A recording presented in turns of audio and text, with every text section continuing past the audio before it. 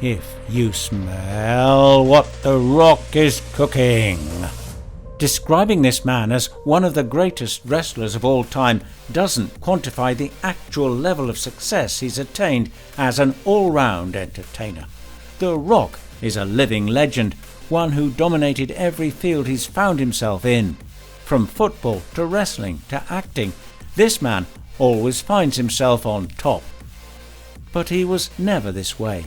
He was never one of the best actors or the best wrestlers in the world.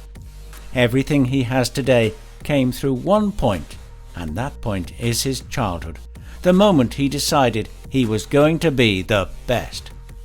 With that being said, join us as we take a look at The Rock's childhood and his gradual rise in the WWE.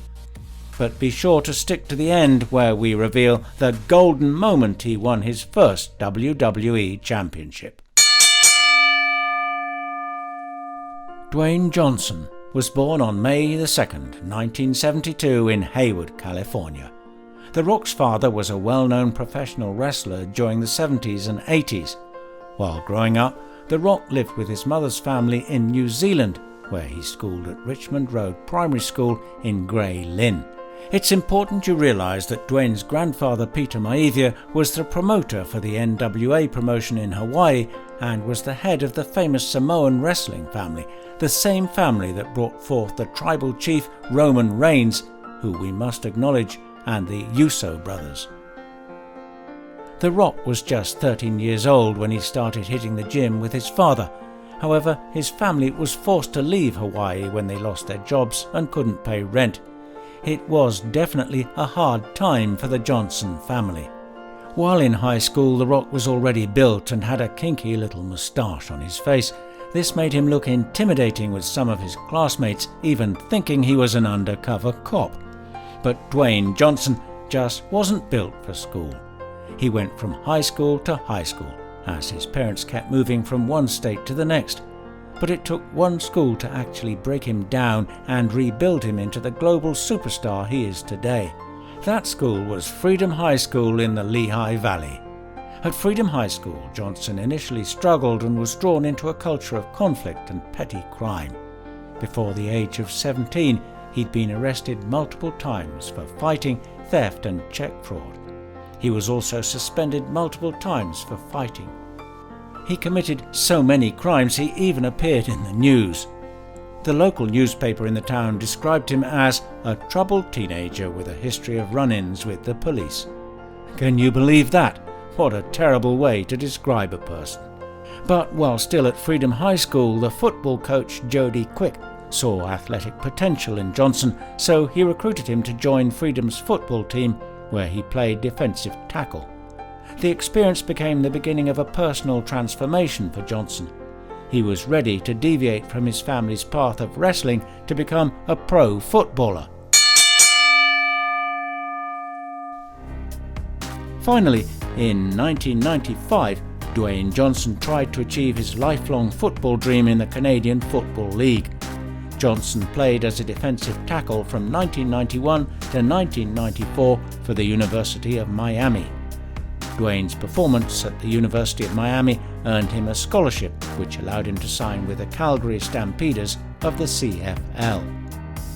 However, because of many injuries he sustained in high school, Johnson's stint as a footballer was cut short within 2 months. This was the rock bottom moment for Dwayne Johnson. He had two options. Either he continued giving himself false hope of a chance to become a successful pro footballer, or he followed in his father's footsteps to become a wrestler. Possessing the height, size and charisma to be a wrestler, he took his chances at wrestling. One of the best decisions he's ever made. Johnson made his WWE debut in 1996 as Rocky Maivia. His name was a combination of his father's and grandfather's name. He was initially pushed as a face and was given the nickname the Blue Chipper. He had significant success very early on despite his inexperience. Johnson's first WrestleMania match came at WrestleMania 13 on March the 23rd, 1997, where he was victorious in his Intercontinental Championship defense against the Sultan. But maybe the WWE pushed him too hard, because with the rise of Stone Cold Steve Austin, Maevia's clean-cut character grew old with the fans and they immediately disliked him. It got so bad they chanted "Die, Rocky, die" and "Rocky sucks" during his matches.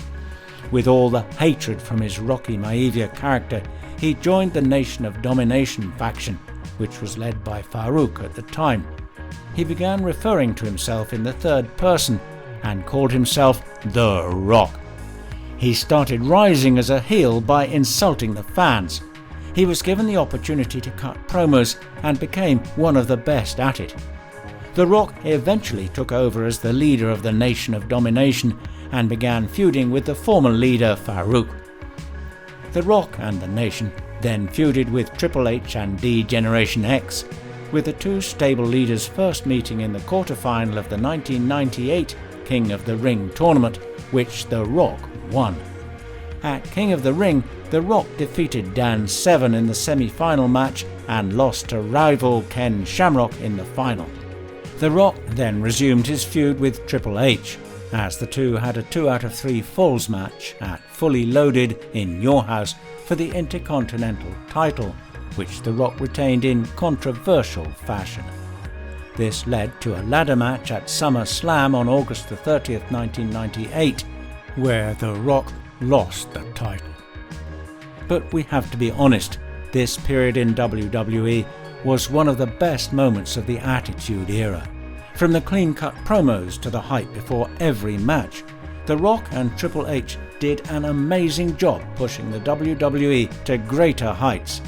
The Rock's ability to be entertaining while on the mic and in interviews caused him to become a fan favourite.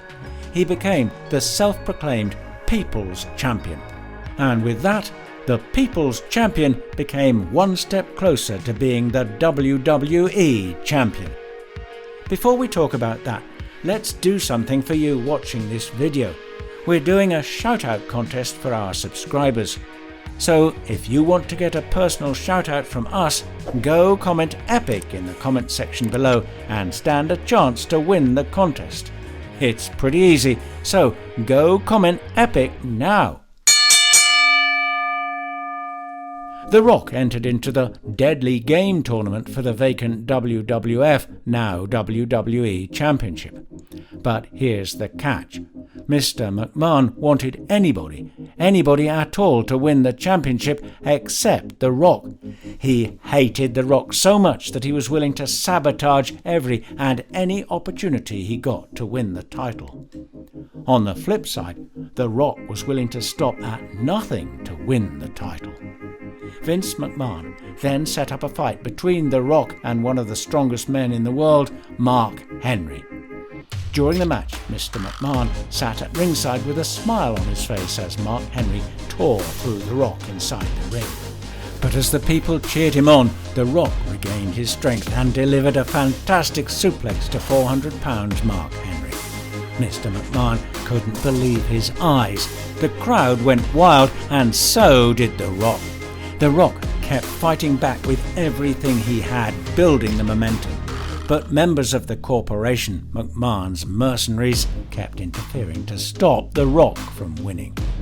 However, The Rock overcame all the odds to win the match, with Mr. McMahon's son, Shane McMahon, coming in as a substitute referee to count the pinfall. The people were happy. The Rock was happy, but Mr. McMahon was very, very mad. The finals to determine the champion took place on November the 15th, 1998 at Survivor Series against Mr. McMahon's associate, Mankind. Look guys, we can't even cover half of what went down in this fight. It's an instant classic and definitely one of the best fights you'll ever get to see in the WWE. The match started in typical Mick Foley fashion, dangerous and scary. Towards the end of the fight, Mankind took out Mr. Socko, a disgusting gym sock, and stuffed it in The Rock's mouth with a mandible claw. Staying upright, The Rock managed to withstand the sock and delivered a rock bottom to Mankind. Rock then grabbed Mankind's legs and fixed him in the sharpshooter using the top rope for leverage.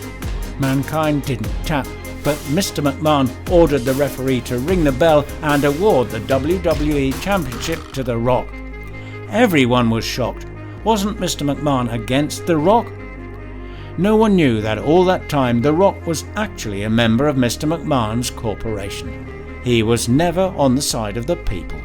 Mankind was robbed, but out of nowhere. Stone Cold Steve Austin stepped into the ring to close the show by giving a Stone Cold Slammer to both The Rock and Mankind. It was one heck of a night, and one crazy twist no one saw coming. From smacking opponents inside the ring to smashing box office records in Hollywood, Dwayne "The Rock" Johnson has done it all. He's a legend, a myth, and a global icon. With that, we say thank you, Dwayne Johnson, for the years of selflessly entertaining America and the entire world as a whole. Make sure you check out this other video showing on your screen. See you next time, and bye!